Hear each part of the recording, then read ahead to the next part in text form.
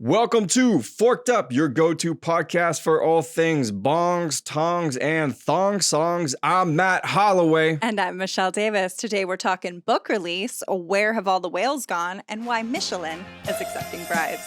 So stay tuned, y'all. It's about to get forked up.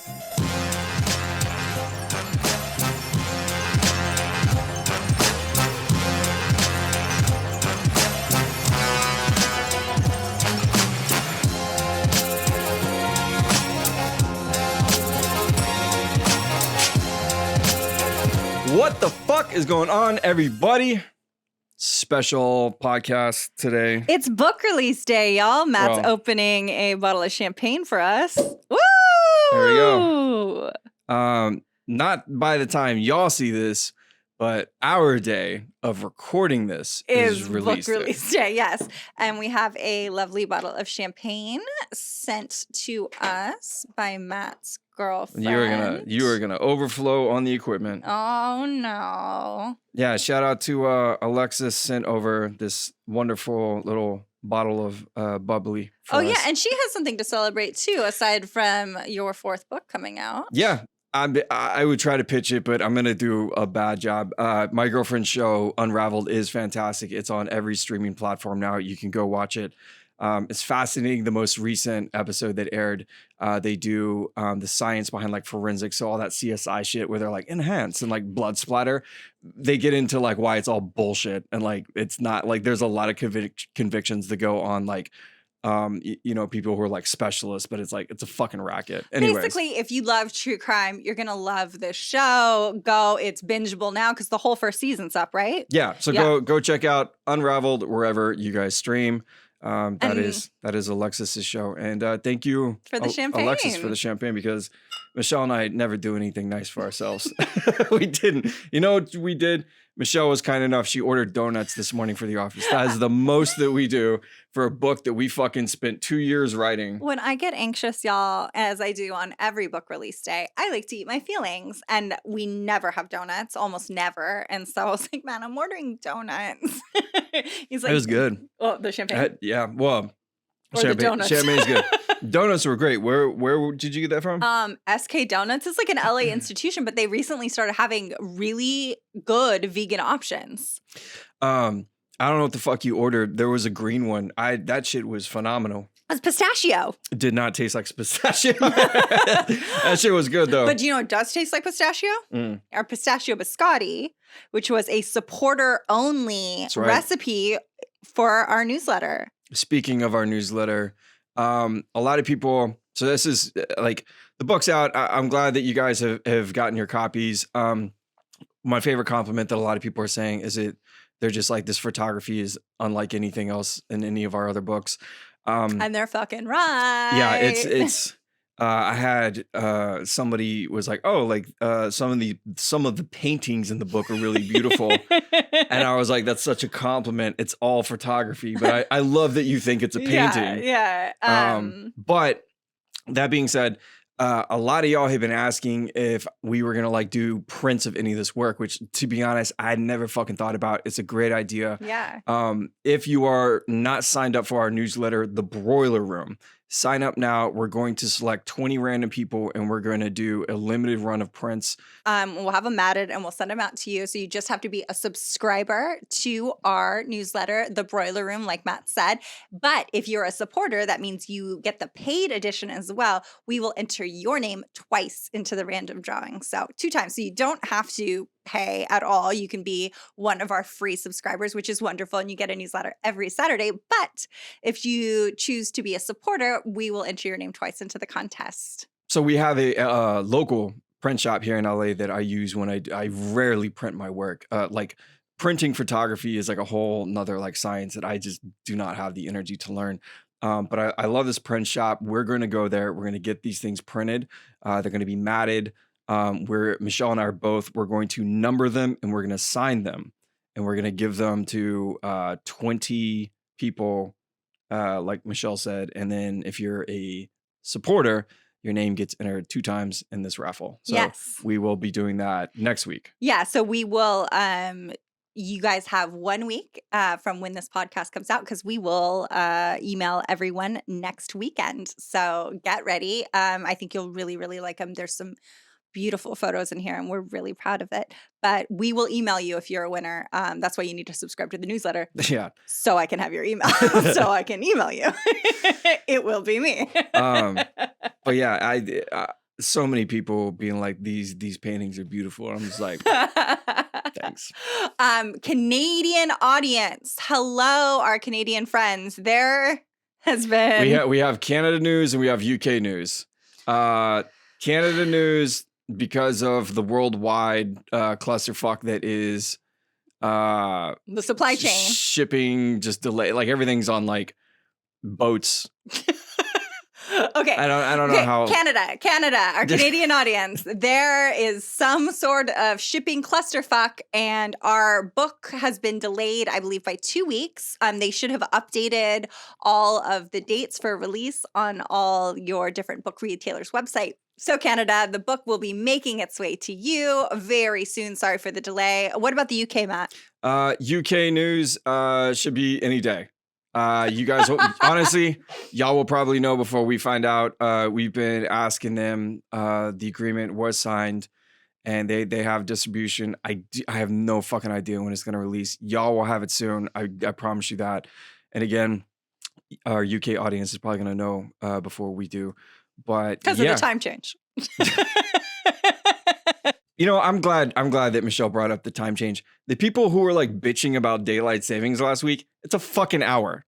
Get over it. You're an adult. I mean, I would love for it to not exist, but for the time that almost all of us have been alive, it has existed, so we need to get over it. It's ridiculous if people are like, oh, this time change is just too much. Like, just really? That's too much? Like, not the global pandemic? Yeah.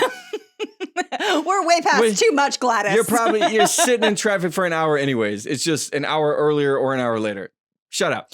Just get over it. When I worked at the grocery store, this was my favorite time change because... You gained an hour's sleep? Yeah, and for sure everybody shut up. Yeah. You know, it's the other time change is when you're like, I'm opening alone. Yeah. See, I will say, I in the springtime when it's that spring forward, I will bitch about that. Yeah, yeah. I don't like losing an hour. Yeah, for sure. We could just keep going backwards. Day is night. Yeah. Up is down. Let's just keep every 6 months. Let's just go back an hour until it's a full 24 hours. Nothing matters anymore. Yeah. Time is a construct. Anyways, speaking of our changes on weekends, I don't know how to fucking transition. Michelle. Yes. What is on the menu this weekend? What do we got? This week, we have one recipe and one recipe only on our menu, and it is our curried parsnip soup from our brand new book, Brave New Meal. It's delicious. It's nutritious. Matt loves a creamy soup, and so this parsnips, they get slept on. People don't appreciate a good parsnip. What the fuck is a parsnip? It is. I'll tell you, a parsnip is the sexier older sister of a carrot. Yeah. Parsnips are fucking dope. Yeah, they're like a little piney, a little mapley. They're delicious. You know, back in the day during they're curvier. Yeah. Like I'm telling you, it's the hot older sister of a carrot. During I think it was World War II, they were used as imitation bananas. They would smash them up and they'd put like banana flavoring in them, especially in the UK, and make different banana based desserts, which is interesting.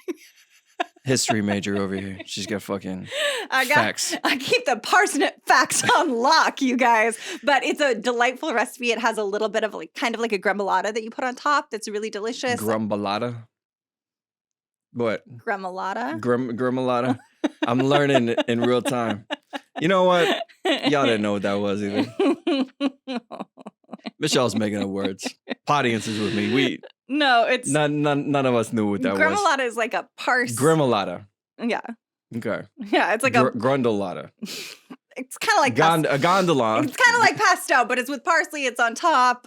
You'll see. It's in the recipe. The gondola that's in The soup is just fantastic. Yeah, so that's going to be on our website for y'all. And it's delicious. It's a perfect fall recipe. And keep tagging us in all your book delivery posts. We love seeing you guys enjoy it. I try to repost as many as I can. When you guys start cooking from them, tag us. I'll repost it. It's like we're there with you. And we're not, like Matt said, we never celebrate. And so let us live vicariously through you. Yeah. Tag us. For our audience that is watching this on YouTube, Michelle has redecorated.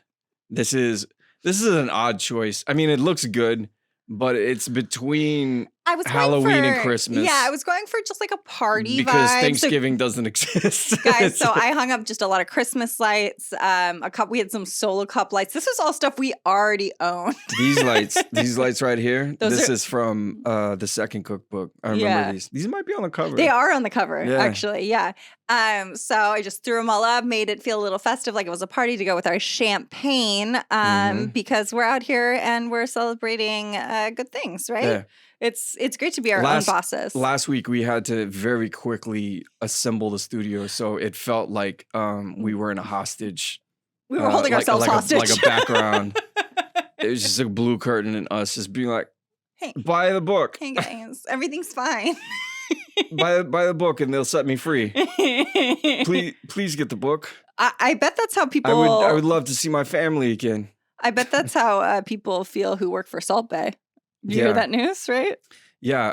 If y'all haven't heard, which I'm refusing to call him Salt Bay. I looked up his real name. It's Nusret Gatsi.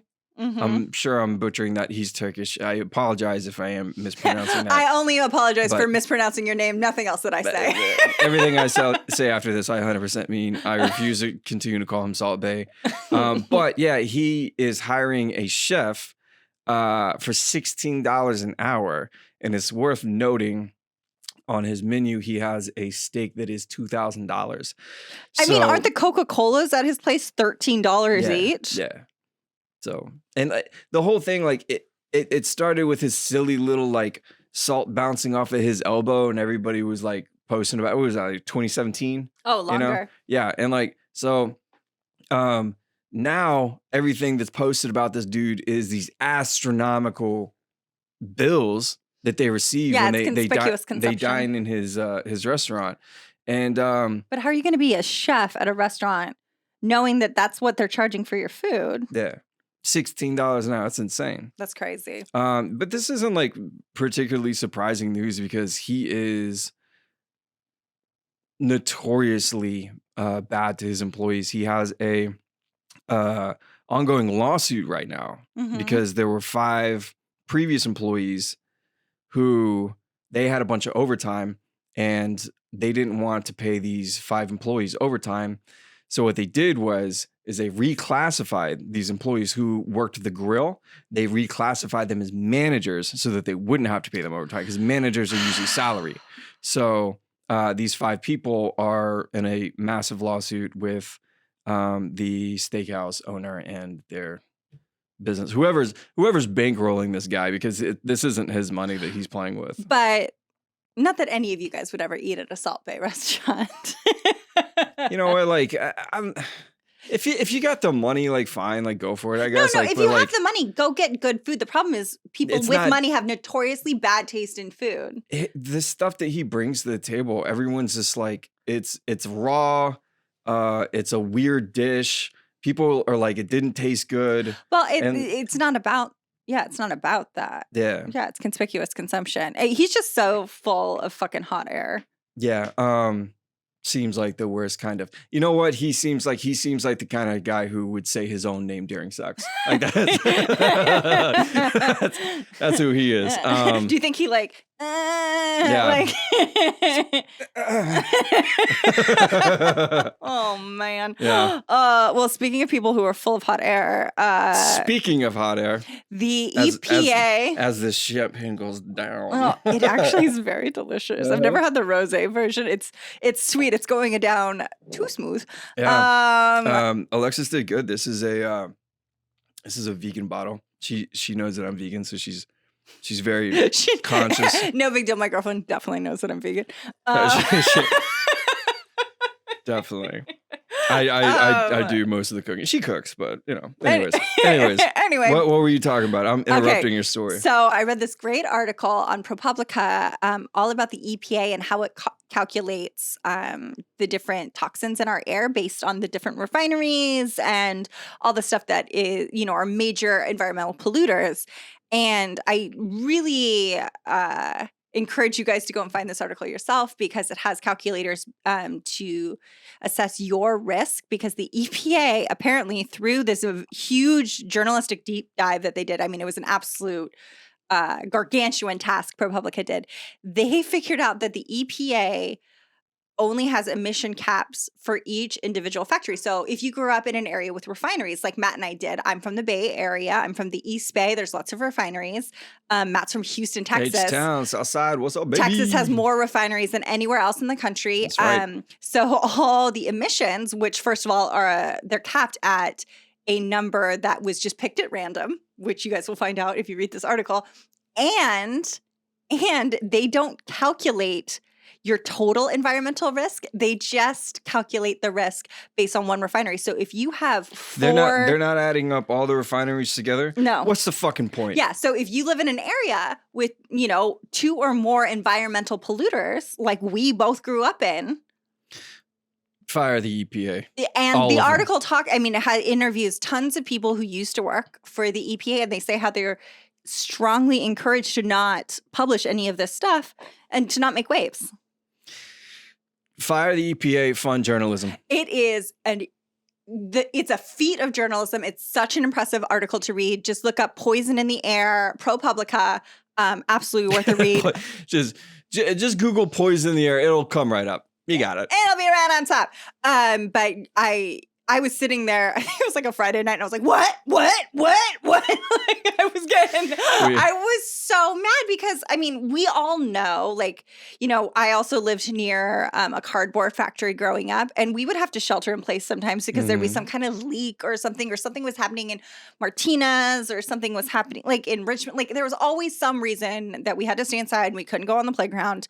And so you knew when the air was bad. I'm sure the same thing happened to you in Houston, a bunch. And the fact that we were already super skeptical of situations like this, and the fact that I still had my mind blown, fucking crazy. So go check it out. You and I have different ways of spending Friday night. I'll say that. Well, you like to watch your spooky movies. I'm like, the world is ending, and I have facts. I can cite it. Yeah, we got to get you out of the house on weekends. You gotta. My girlfriend was out of town. Yeah, I was doom scrolling. Well, speaking of doom, I've got a recall. Have you brought any fruits or vegetables onto the planet? Welcome to Recon. Get ready for a surprise!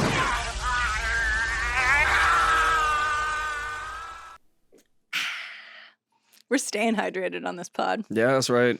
We should record the pod. Just get fucking lit more. Just drinking every episode. Can I ride Boz home? Ride him home? He's big enough. Y'all, you got to see the picture of me and Boz together in the new book. It's so cute. Yeah. Anyway. Like I was saying, Flower Foods, a Georgia-based manufacturer, announced a recall of Tasty Cake Butterscotch Crimpets. There's the three way- Ks in that title. I know. Not a good look. Not a good look. Don't care for the way that they spelled cake there. Or crimpets. Is that how you spell crimpets? I don't even know. What's a fucking crimpet? Crumpet is what it should be. But these are crimpets. They've taken an artistic license. Yeah. And I've taken artistic license in calling them artists.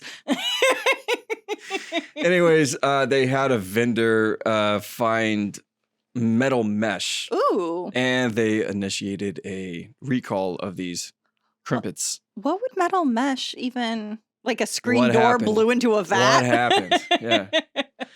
The recall is nationwide, but currently it only affects about 8 states that are all on the East Coast. We live in California, so good luck, y'all.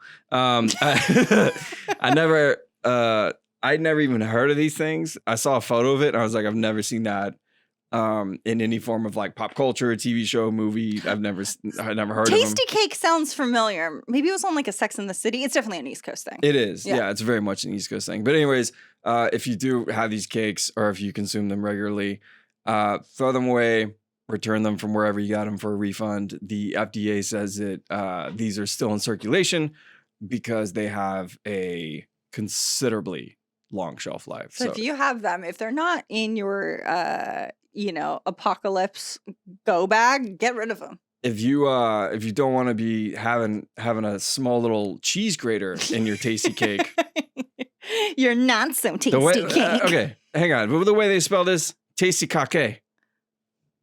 Look at that. Ooh, like a bukkake, Like but a bukkake cake. Tasty cake. butterscotch.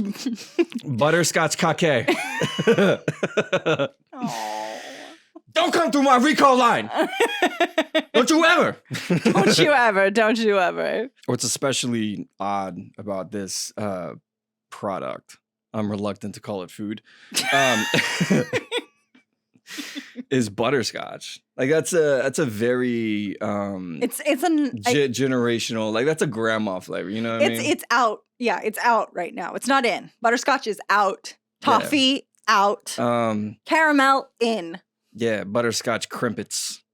Who is the Man, if they're targeting seniors and they're full of mesh, yeah. it's bad news. What the fuck happened? Haven't the seniors had it rough enough with COVID? What happened at the facility? Yeah. I know, it was a full screen door. It was like a Dorothy situation. It was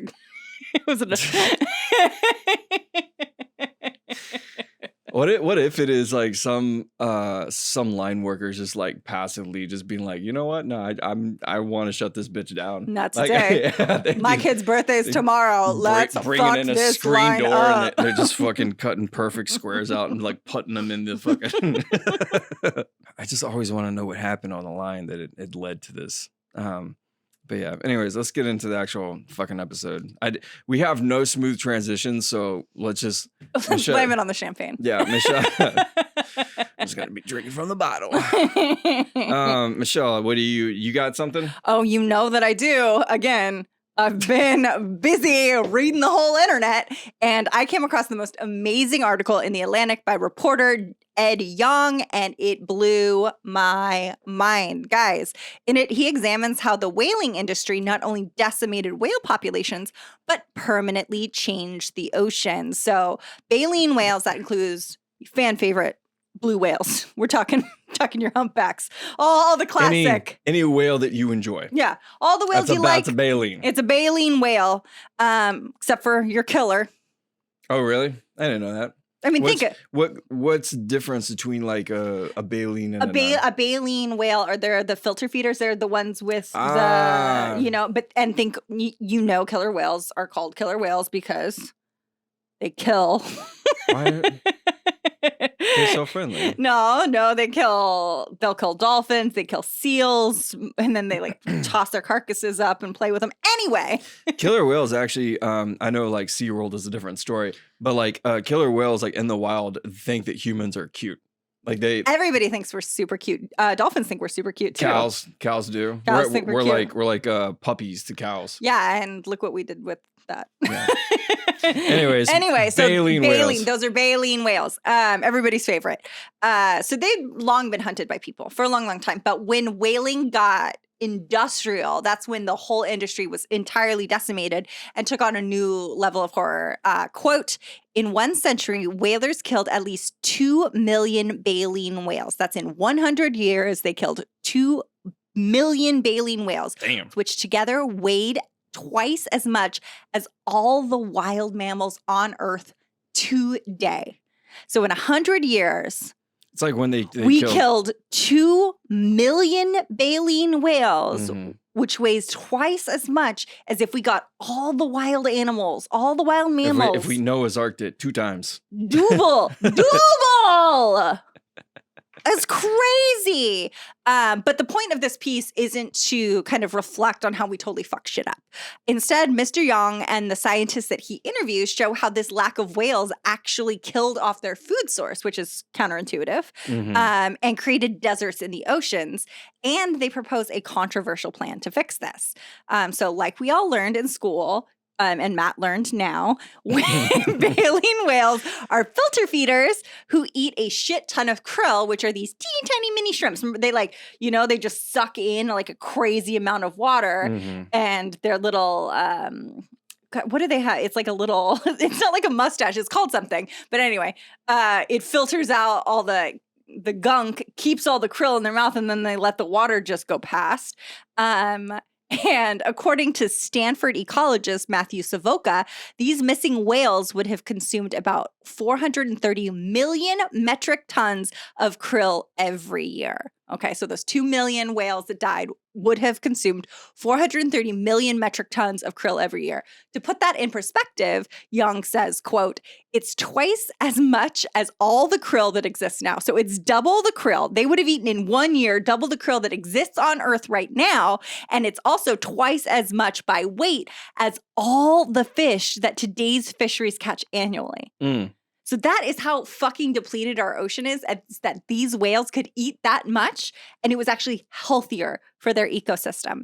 Their mouth, I'm looking at it. It looks like a giant comb. Yeah, what it was, baleen hair. Yeah, baleen hair. Yeah, exactly. To each baleen plate. Yeah, it looks like a mustache. I'll say this: if you guys are gonna Google this at home, just be very careful because my first result was a lot of whale dicks.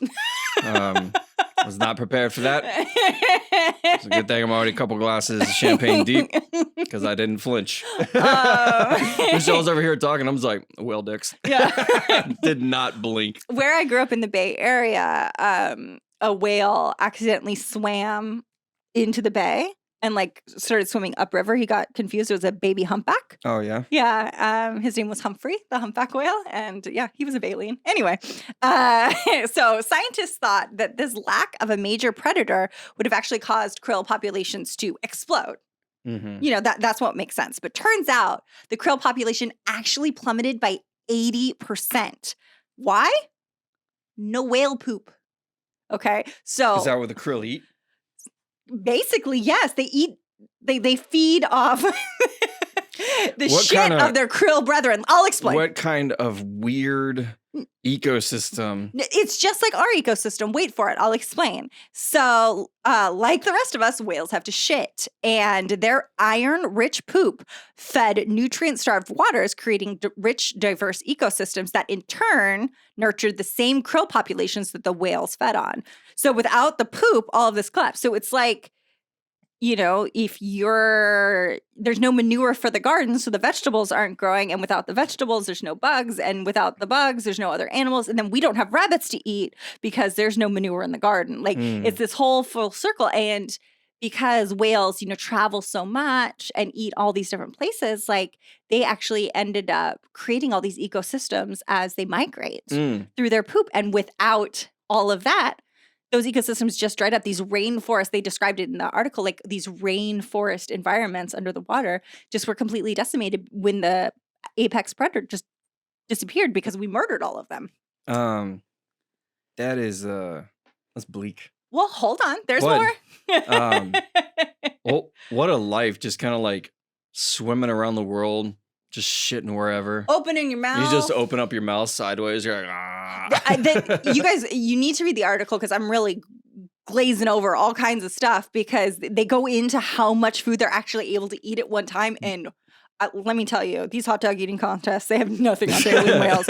So now scientists are considering seeding the waters where whales are known to frequent or where they had been in the past with iron in the hopes of increasing the krill population, which would then, support growth in the whale population. So they're trying to get the krill up and then get the whale up and just kind of go back and forth. So it's sort of like nature, just like with a little bit of a helping hand. Sounds like a GMO to me. Yeah, well, so they have— Don't care for it. They have tried it in a couple different places with some success. But like all environmental issues, scientists, conservationists, environmentalists are all torn whether or not this is the right course of action. So, some people are like, we can't play God. And it's like, well, we already did. We killed we killed nearly everyone. We have probably killed God. Yeah, exactly. Honestly. Yeah, we killed everybody. I'm not, the article does a really good job at kind of it just leaves you being like, well, maybe it would work. But, we also don't know all the unintended consequences from situations like that. So go read the article. It's really, really interesting. But Matt, what do you think? Should we try it?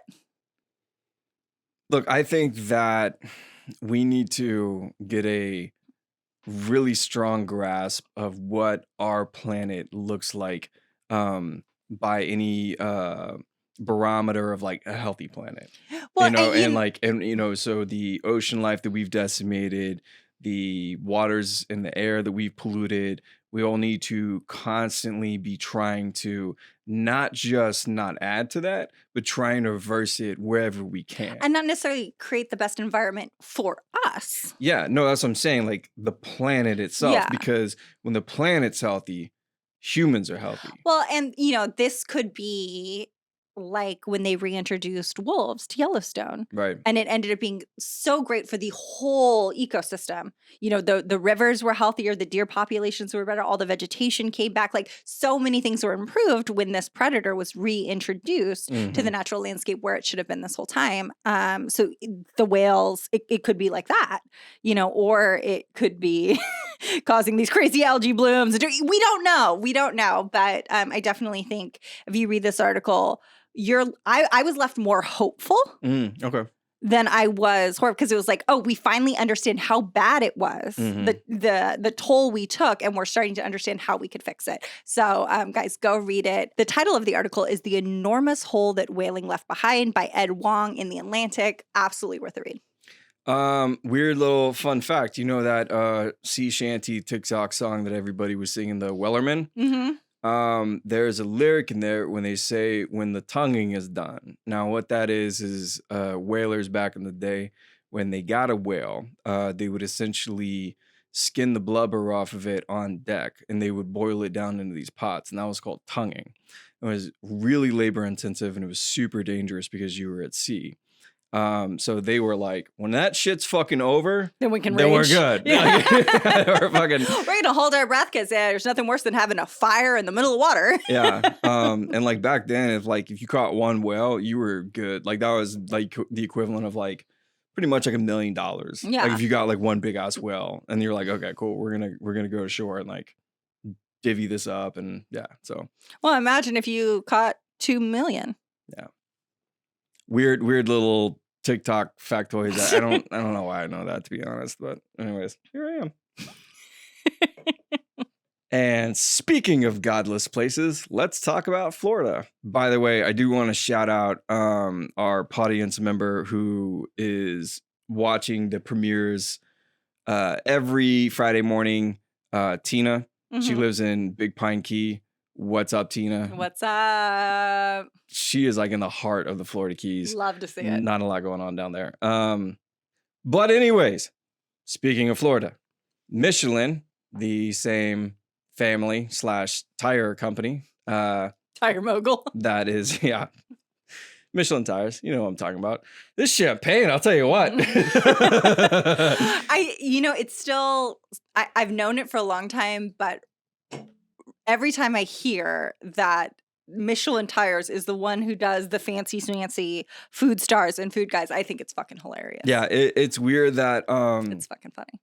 a tire company has become like the authority on like fine dining. It's weird. It's like, don't you guys specialize in like rubber? Yeah, it's like if Wet Wipes reviewed hotels, Yeah, or like fine champagne. Yeah. It's like the baby wipes. They give the champagne 4 stars. Anyways, the Michelin company / family is in negotiations with the Florida Tourism Board for $150,000 just to go down to Florida and start rating restaurants. Like we were saying, it's weird that they, being a tire company, have become like this authority on like fine dining. But I think it's even weirder that this is so transparently pay for play. Yeah, exactly. Yeah. Yeah, it's a payola situation. Yeah. The young people need to Google that. Yeah. Google It's- payola. You'll You don't even get considered if you're not trying to like, grease the wheels or something. Like they won't even like. It's the same thing with the James Beard Awards. You actually have to pay, and yeah, James Beard too. Yeah, you have to not only you have to pay, you have to like go to like the foundation. It's like some farm or ranch or something. You have to like cook for all them. You have to schmooze, and then you may not even win. Yeah, but you have to pay to even nominate yourself. Yeah. So it's and crazy. that's how it works. You have to, your agencies or whatever nominate you. But like here in the U.S., Michelin only operates in 4 territories. Okay. It's not a nationwide thing. They operate out of New York, Chicago, D.C., and the entire state of California, which I guess is soon to be the entire state of Florida. Yeah. After the $150,000 clears. So I mean, that seems awful low. I feel like for $150,000. But I feel if that's the public number that they're going with, there's something in this, little envelope under the table. Oh, yeah. Something. Hey, nice restaurant you got here. It'd be a shame if somebody rated it on a star system that's pretty much subjective and arbitrary. Yeah, don't worry about it. Yeah. Oh, are you not a European food restaurant? Well, we're going to rate you lower because we're low-key racist. Yeah. Don't worry about it. Yeah. Oh, you going to not have any French food down in the Florida Keys? Oh, that's going to dock you a star. Oh, sorry about that. Going with 1 star on this restaurant. We don't like shrimp. Yeah. We're not those baleen whales you hear about all the time. I don't know what accent I'm doing. Yeah, what are you doing? You're slipping from like a mobster to like, I don't know. I end up Irish Jamaican every time. Every time. My accent work is non-existent. Yeah. You only practice it when we're rolling. When I'm live, baby. Yeah. I need the thrill of the cameras. When the champagne is flowing. But yeah, it's fucking bullshit. Food awards, they're such a racket. It's James Beard's like this, even like the New York Times, which like the New York Times is incredible. You mean the New York Times list? Yeah. Yeah. That whole how to get on the list. People think it's just because they say it's the bestseller list, but it's not just bestseller. It's this weird calculation they do between like hype, general industry buzz, sales. It's like are people talking about you? Are the it's very respectable like chefs kind of like smoke-filled rooms in the back? Yeah. It's incredibly arbitrary. But like food awards they're kind of bullshit. Like. And that's why, we were very lucky with our first book that we hit #1 on the Times list. And that's because. And listen, we'll accept any award we're given. Don't get it twisted. Listen, I love a certificate. Yeah. You could make a fake one. Canada, we love Canada. They gave us. Oh, yeah, when we were in Nova Scotia. We were in Nova Scotia for, I think, 3 or 4 days. Mm-hmm. And after the 2nd or 3rd day, they gave us certificates that we were like friends. Yeah, friends of Nova Scotia. Yeah. And I was like... And it was framed. No, we framed them. Oh. Yeah, they gave us... That sounds they gave us like these diplomas, essentially. Yeah, certificates of lifelong friendship. Yeah, and they were super casual about it. They're like, oh, it's just like a thing that we do. And I was like... You're bullshitting yourself if you don't think that the moment I get back to LA, I'm framing this fucking thing. It's on our office here. And do you know what's funny? My friend Lily, just brought up Nova Scotia to me, and I wouldn't shut up about it. So love Nova Scotia. Those certificates worked. Love the Maritimes. Yeah, what's up, Canada? Yeah, we love. God, I know. And somebody who was at our Toronto signing just sent us. They DM'd us one of the photos of us giving a little speech, and I was wearing like 7 years ago. Yeah, 6 years ago, and I was wearing the same dress that I'm wearing in our new headshots. And the photo shoot that we did? Nice. Well, that's good. I'm consistent. Yeah. Shout out to all of our Canadian audience. Your books will be there soon. Yeah. All right. I'm going to grab my glass of champagne. Yeah, I'm gonna pour some champagne. You know the reason that I brought up the vegan thing, because there's going to be one vegan who zooms in on the label. Is this vegan? And they're gonna fucking. You're wearing a faux leather jacket. I am wearing a faux leather jacket, and if you see our headshots, you're gonna get it's in also deep shit. a faux leopard print. Come at me. I've been vegan so long. My veganism could graduate from high school, so you all can fucking eat my ass. To the normies who were like, "What are they talking about?" It's no animal product. You can't wear leather. You can't no alpaca fur or wool or nothing from an animal. So I like that you go with alpaca first. Well, you know how everybody's wearing alpaca. So many. Somebody tried to give me a gift. It was a very lovely sweater, and immediately I looked at the tag Like and I was Angora like, or yeah, and I was like, something, I can't take this. Like, that's really sweet, but like, please return it. See, that's when I regift. Oh, okay. Yeah. Yeah. I But the concept behind it It's with sweet. veganism is that you don't contribute to the industry, essentially. So that's why, like, I still have boots that I wear that I had before I was vegan. I'm not getting rid of those. I'm from Texas. Go fuck yourself. But like, yeah, when I became vegan, nothing from that point on was an animal product. But yeah, I noticed you wearing the leather jacket. I was like, ooh. Ooh, guess Ooh. what? It's machine washable, motherfuckers. We getting some death threats this week. Oh, it's Target's finest. That's machine washable? Yeah, it's machine washable. It's from Target. I got it like 5 years ago. And it's, yeah, I know. I'm not mad about it. But anyways, now with a full glass of champagne, it's time for everyone's favorite segment, Talkbuster Video. This is the part of the show where we look at silly videos on the internet and we talk about them. Anyways, let's fucking get in it. Yeah, we moved the TV over here, so don't mind us as we totally look off screen if you are watching us. We are currently setting the studio up to have guests again, which is why the curtain and everything has been rearranged. Just bear with us. All right, Talkbuster. Video number 1, let's go. Okay, we have a party handle size of the Pace Picante Chunky Salsa. Oh, God, it's one of those white bitches doing food on the counter. Oh. Yeah. So she's pouring the whole thing of salsa on the kitchen counter. Just the whole container. And she's like, yeah, it just makes that noise. Charcuterie boards are kind of going out of style. Right. They're not fancy anymore. No, and when your friends come and over, this is fancy. Salsa on your counter. That's a very nice marble counter that she And the uses. tomato is acidic. It's just going to eat it up. 3 Costco-sized. Yeah, you're fucking up your counter right now. you want some queso. Wow, I like that they're saying it's not charcuterie boards aren't fancy enough, and they're just using And jarred. you want the medium stuff because you don't want your friends to be like, medium. Yeah, I don't assume that anyone who's eating salsa and queso off the counter cares about spice. yeah, or fanciness. Yeah. Well, that's Oh, like man. mustard Smell yellow. how good this is. Hot. Like all of these flavors mixed together, and then black beans. I mean, I appreciate the protein, I guess. Why she could have drained them first. have them. Good Yeah, that's- lord, she look didn't at even that. drain the black Protein, beans. So it makes No. it really healthy. Extra protein.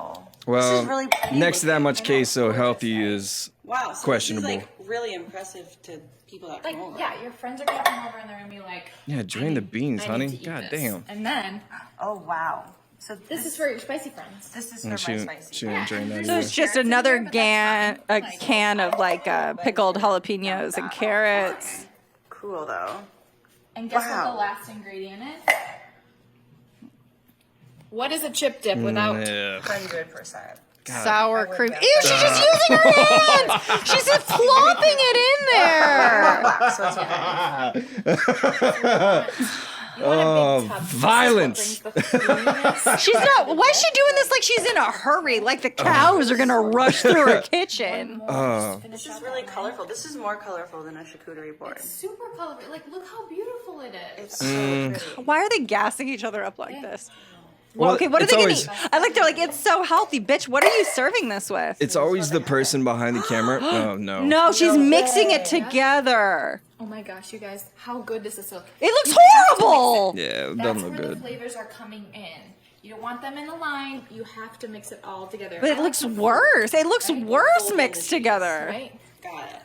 And then you can see. Oh, how that the sound. sour cream is dispersed everywhere. This is Oh, no. Do you know what it looks like? Is okay. In high school, we would do mystery food where there's like the leftover food from everybody's tray. Pool Right. table. wow. All the way through. Yep. And there they Okay, that's Let's disgusting. talk about it. Yeah, so we would do mystery food where it was like all the leftover food from everybody's lunch. You'd put it on a tray and we'd mix it all together. It looked like that. And our friend Amanda. Wanted to make an easy $5. No, I don't think we even paid her. Yeah, she's like, I'll do it for free. I don't give a She's fuck. like, I'm just trying to feel anything. Yeah, look, in 20 years, I'm having OnlyFans. This doesn't matter. It was So, confusing because she was super hot. yeah, she probably has an OnlyFans. No. She got married at like Oh, okay, 19, yeah. like super religious. Hot stuff, super hot stuff though. Yeah. But I bet she would like that. That was fucking disgusting. Don't eat off your counter, or if you do it alone in the dark, like a self-respecting adult. I think this is the first time she's done this. She probably saw this on TikTok or something. Because you just fucked those marble countertops for sure. up real bad with the acid from the tomatoes. Yeah. Oh my god. So yeah, it's gonna be hilarious when a contractor comes over to fix your countertops, and they're like, "What the fuck happened here?" And you're like, "I don't know. It's a new home. We just moved in. My kids did this. Yeah. You have kids? No.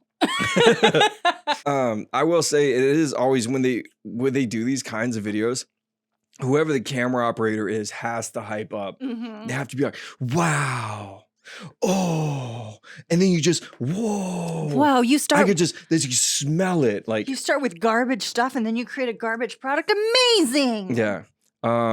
They must have some conversation before they start rolling that it's like you don't think they just go and call, bitch, film me. Yeah.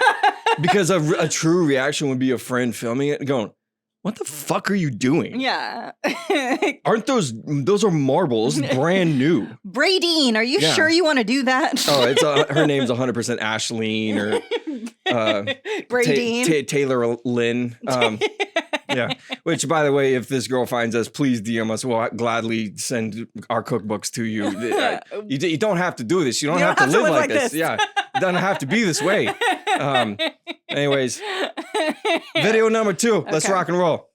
Хуч представляет.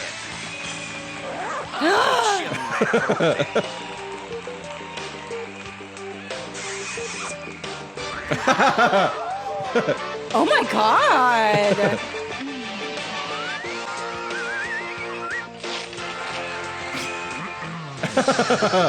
Okay, that orange is ripping off its skin. Хуч с натуральным соком. Охуенные фрукты.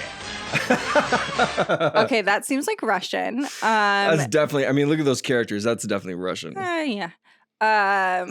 So it's a bunch of fruit suggestively dancing around and then ripping off parts of their body to reveal other parts of their body. But this orange was doing a pole dance. For the listeners, yeah, it's fruit that is stripping. Yeah, but some of the fruit is peeling off its skin to show that it's like if I ripped off my skin. This grape drink, fucking busty. Yeah.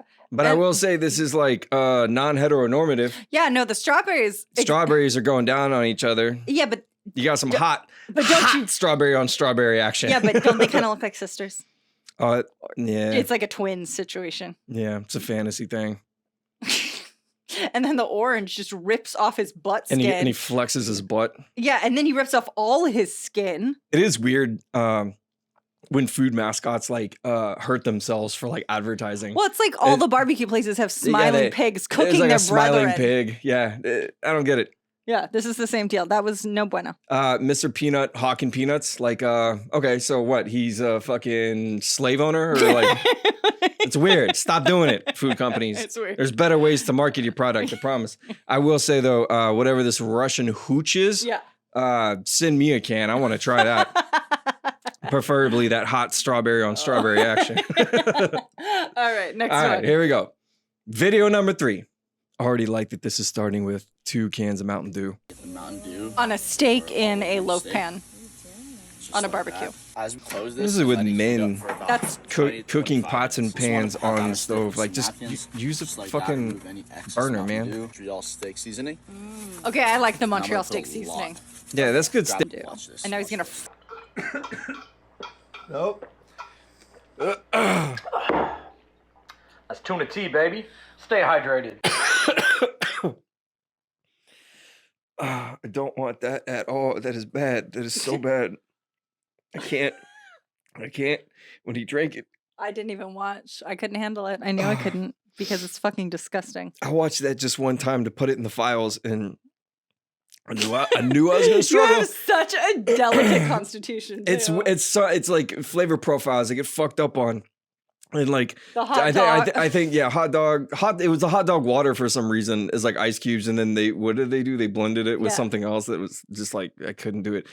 When he takes the cheesecloth, I can feel it in my throat. he takes the cheesecloth and he's dunking it in the water. Like I had to stop watching. That was that was a lot. Again, disrespectful to tuna. Our fisheries are collapsing, guys. Really. Yeah, you can just see his silhouette of him picking up the mason jar, and he drinks almost all of it. Can you imagine the smell that this man is emitting? I want to move on, and I want to move on fast. Jesus, I can't. I just can't. Okay, I had to take a breather. Moving on to video number 5. We got a palate cleanser. Here we go. Okay, it's waffling. Sounds like it's farting.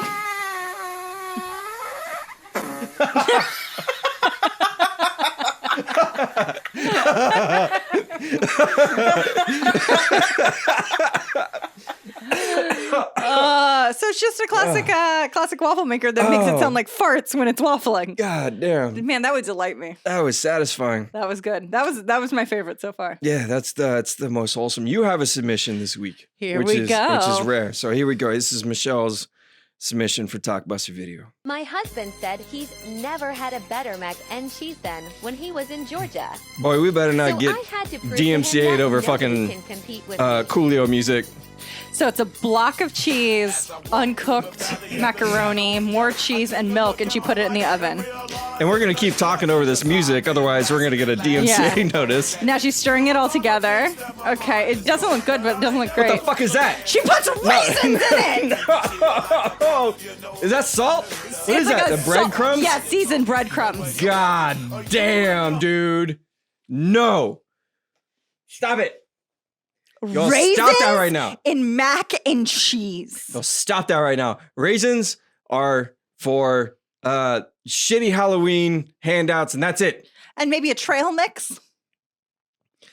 Stop doing this kind of shit. And honestly, she's This put is raisins. chaos. If you go to her TikTok, she puts raisins in a lot of stuff. I'm not here for it. Mac and cheese. And she's like talking about like how it's a flex, how she's going to keep her man with this raisiny mac and cheese. Hun, Yeah. he's already cheating on you. Man, that is He's a roof. when she started dumping those in, I was like, is she putting chocolate chips on the mac and cheese? Yeah, or olives. I was trying to think of anything better. Yeah, they look like olives. Like olives, I mean, they're weird, but like not as weird as fucking raisins. And then she just douses it with Like what looks like fine. not quite panko. Yeah, no, it's like very finely ground store-bought seasoned breadcrumbs. So unnecessary. It's not going to give her any of that crunch that she wants. You know, like when she took the block of Velveeta and then she put it around the dry noodles and covered it with cream, I was like, okay, this is a weird thing that I'm seeing on TikTok is people essentially like cooking the noodles instead of boiling them, they cook them like in the ingredients. Which, whatever. I mean, fine. I'm not here for it. Italian grandmothers everywhere are pissed about it. Yeah, it's not cute, but it's really the raisins and that just ruin the whole thing. Yeah. Damn. She has 1 million likes on that video. How? Michelle, we need to be doing cooking videos on TikTok. I don't know if people are liking this because they're just like they enjoy the chaos. Yeah. Please don't put raisins in mac and cheese. 2 vegans shouldn't tell you how to correctly make mac and cheese. That's where we're at right now. Breadcrumbs, like fine. Yeah. Breadcrumbs are okay. We actually, what book? Our third book, we have it's hot sauce breadcrumbs for our mac and cheese. And I believe unless you're using panko, you should just do homemade breadcrumbs. Yeah. It's a better mouthfeel. It doesn't take much. Unless you're doing it like you're using the breadcrumbs in like a meatball situation. Otherwise, if it's a topping, use panko or do homemade breadcrumbs. It's just better. Don't waste your time. Don't waste the calories. All right, that was a. Woo! Whew. All right, that was a talk buster for the books. We're gonna need another bottle of champagne. Somebody keep sending us champagne to our office, please. All right, guys. If you haven't gotten your copy of Brave New Meal, it is out everywhere books are sold unless you're in Canada. Then it's coming soon. Please tag us in all your videos, all your pictures. We'd love to see them. And like Michelle mentioned at the top of the show, the recipe for this weekend is our curried parsnip soup from our new book, Brave New Meal. Check that shit out. That is a excellent recipe, especially right now as the weather is getting quite chilly. Also, a reminder, if you have not gotten Vice House yet, this is the last week to get Vice House. You can go to bravenewmeal.com. You can scroll down to the bottom of the page, enter your information where you bought the book, when you bought it, and then you will be redirected to download Vice House. It is only available for, by the time this airs, a few more days. So go grab it. And shout out to our producer, Caitlin Cleveland, who gets this podcast in your feed and in front of your face every single week. Thank you, Caitlin. And shout out to our audience. Thanks for tuning in every week. And if y'all are still listening instead of watching, be sure to find us on YouTube. Bad Manners Food. I'm sorry. I've had a couple glasses of champagne. Forgot. What's the name of this comedy? What do I do here? I gotta get an Uber home. Y'all can also find us on Facebook, Twitter, and Instagram and Pinterest at Bad Manners Food.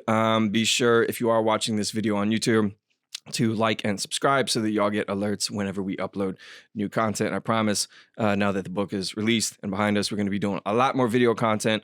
So y'all want to make sure that y'all get those alerts. So stay hungry, keep cooking, and we'll see y'all next week when you have your brand new copy of Brave New Meal. Bye, guys. Later, y'all.